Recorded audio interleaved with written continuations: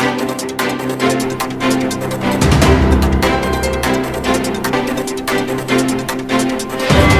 am Hena Talati and welcome to It's Tomorrow News. Extreme weather costs hit United States as 60 million under heat alerts. The spiraling cost of extreme weather in United States are hitting hard as more than 60 million Americans are under the heat alerts this week, experts say, even though federal law doesn't explicitly consider heat wave as to be a climate disaster. Temperatures on Tuesday climbed towards the record highs across the Northeast, Upper Midwest and Mid-Atlantic, with the South also bracing for the soaring temperatures later in the week. It's just an extraordinary, harrowing summer when it comes to extreme events, and many of which bear the fingerprints of the climate change, said the Climate and Energy Policy Director with the Union of the Concerned Scientists.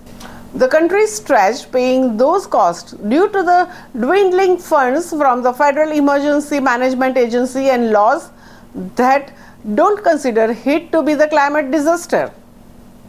FEMA has already had to curtail approval for all non-life-saving projects across many open disaster declarations to ensure there is sufficient funding for response to events like the wildfires in Maui, Hurricane Idalia and flooding in Vermont.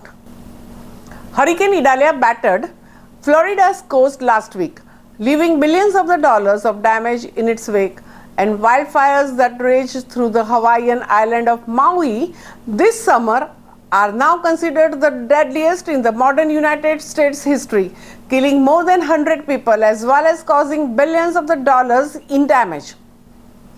Deadly floods in Vermont this summer destroyed infrastructure, costing up to $5.3 billion. Extreme heat across the country this summer has taken lives, driven up healthcare costs, and threatened valuable natural resources like fisheries, including ones last week for the hurricane recovery in Florida and the other states, one last month for Maui and another earlier in the summer for Vermont. But the government lacks the funding to properly handle these emergencies because funding is drying up. The request may face pushback from some federal lawmakers as it comes during the larger Congress pending fight, something the president acknowledged at the press conference last week. The current framework of the disaster centers in the quantifiable damage to physical infrastructure and its corresponding economic cost.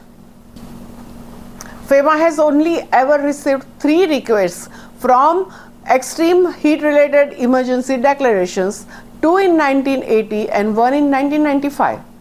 All 3 were denied on the grounds that the capacity was not exceeded. That's all for now. For more news updates, stay tuned with us. It's Tomorrow News.